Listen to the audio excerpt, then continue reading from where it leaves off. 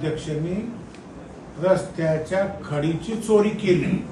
शेंदुर्णी नगरपंचायतच्या नगराध्यक्ष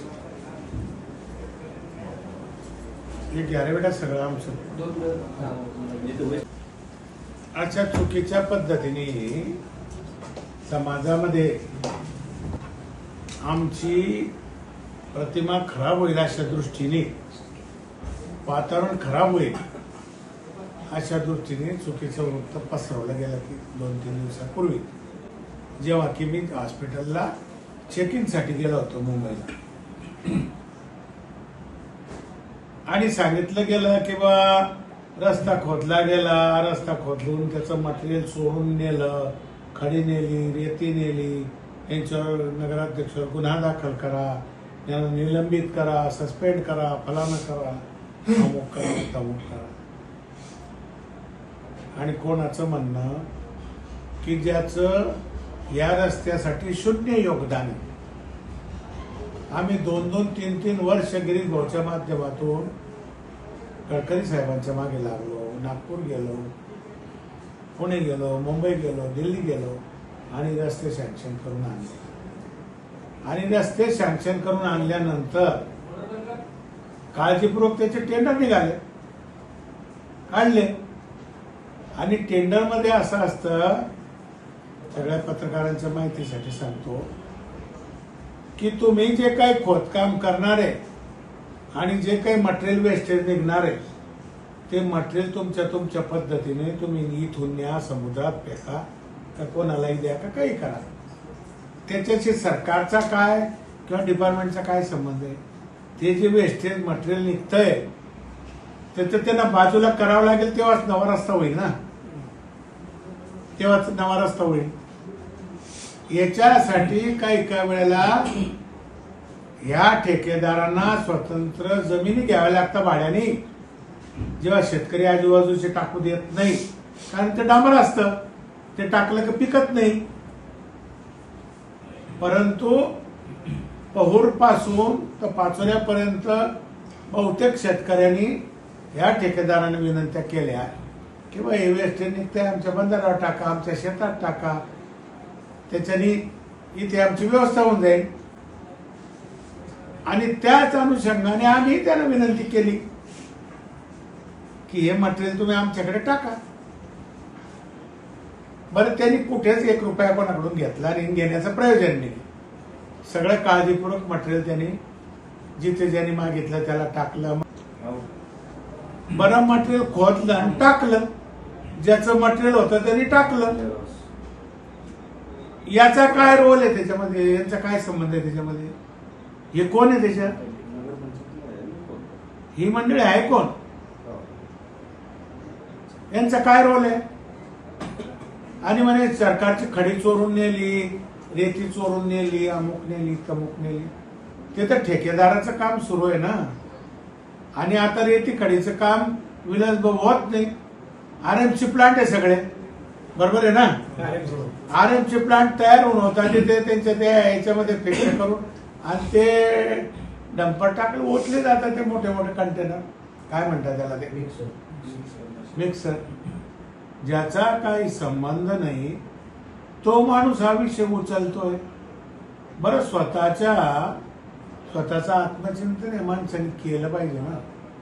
काही सार्वजनिक योगदान, सार्वजनिक काम, काय काहीतरी नवीनच उभं करायचं, काहीतरी नवीन उभं करायचं, वातावरण खराब करायचं. आणि मी तुम्हाला सांगू का, इतक्या उपरबी तुमच्या माध्यमातून आम्ही त्यांना जाहीर आवाहन करतो. त्यांची फार मोठी जंत्री आमच्याकडे आहे, त्यांचे सगळे कारनामे आमच्याकडे आहे. आम्हाला त्या विषयात जायचं नाही. तुमच्या माध्यमातून आम्ही त्यांच्यापर्यंत मेसेज पोहोचवतोय की तुम्ही तरुणा, तुम्ही याच्यामध्ये शक्ती वाया घालवू नका. विधायक काम उभं करा, या गावाच्या काहीतरी उपयोगी पडा, या गावाची शांतता भंग होईन असं काही काम करू नका. लोक क्षणिक लोकांची करमणूक होऊन जाते, पण तुमची बुद्धीची लोक क्यू करतात. किंवा अशा अर्थाने करता की जिथे आपला काही संबंध नाही, अमुक नाही तमुक नाही, तिथे आपण विनाकारण डोकं घालतोय.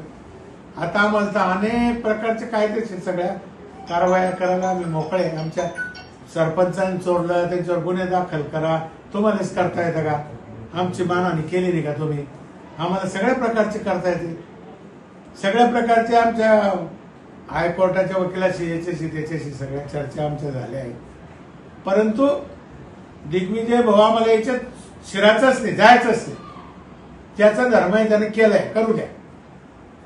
आम्ही या रस्त्याने जाणारच नाही. ही वैफल्यग्रस्त मंडळी जी आहे ना, यांचा एकच हेतू आहे की माननीय या सगळ्या मंडळीचा हेतू असा आहे की नगराध्यक्ष बरं का विचलित झाले पाहिजे, त्यांनी चिडचिड केलं पाहिजे, त्यांनी विकासापासून दूर केलं पाहिजे. परंतु अशा प्रवृत्तीला आम्ही भीक घालत नाही आणि आमची मानसिक स्थिती आम्ही कधीच खराब होऊ देत नाही. आम्ही दटून काम करतोय. आता काल काय पोस्ट टाकली त्यांनी, आमच्या शेतामध्ये भारतीय जनता पार्टीचा कोणीतरी नेऊन झेंडा लावून दिला त्या मुरमावर आणि गोविंद शेठ असं भासवतोय म्हणे माझं कोणीच काय करू शकत नाही, मी भाजपचा आहे. अरे बापा, भाजपचा, काँग्रेसचा, राष्ट्रवादीचा याचा प्रश्न नाही. काही चुकीचं काम झालं असेल तर कायदा सगळ्यांसाठी सारखा आहे का नाही आहे? काही चुकीचं झालं असेल आणि संबंधित डिपार्टमेंट आहे ना याची दक्षता घ्यायला तयार आहे ना करायला.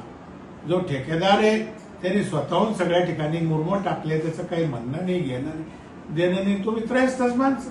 चोरलं काय चोरलं, कशाचं चोरलं, कुठे चोरलं, कोणतं चोरलं?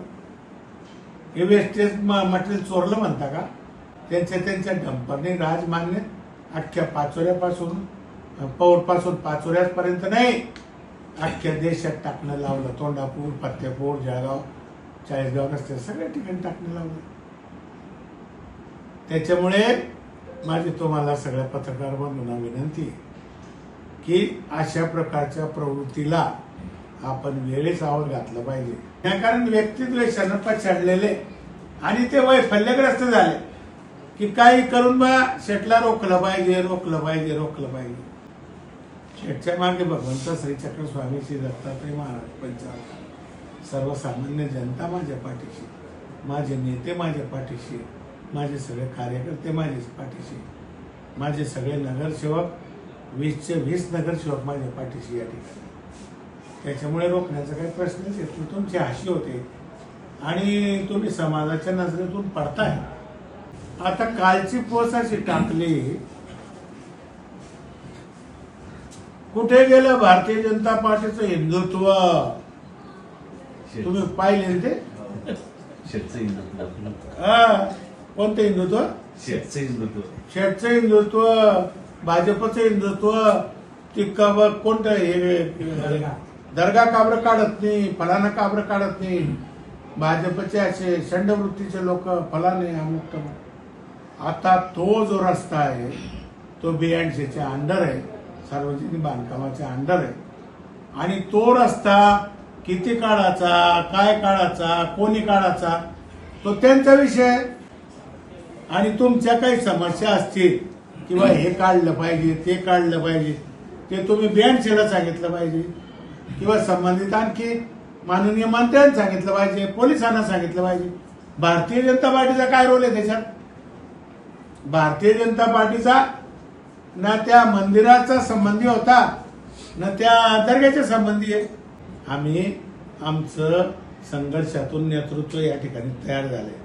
आमचं नेतृत्व असं सहज एका रात्रीतून या ठिकाणी तयार झालं नाही. या गावानं तावून सलाखून बरं का अनेक प्रकारचं घेरण्याचा प्रयत्न करत असताना सुद्धा मला सर्वसामान्य गोरगरीब जनतेने, माझ्या भारतीय जनता पार्टीच्या कार्यकर्त्यांनी, माझे नेते आदरणीय दादा, मी तुम्हाला आधीही सांगितलं, आणि गिरीश भाऊ यांच्या नेतृत्वाखाली आम्ही या ठिकाणी निवडून आले. त्याच्यामुळे आमचं मनोबल खच्ची होणार.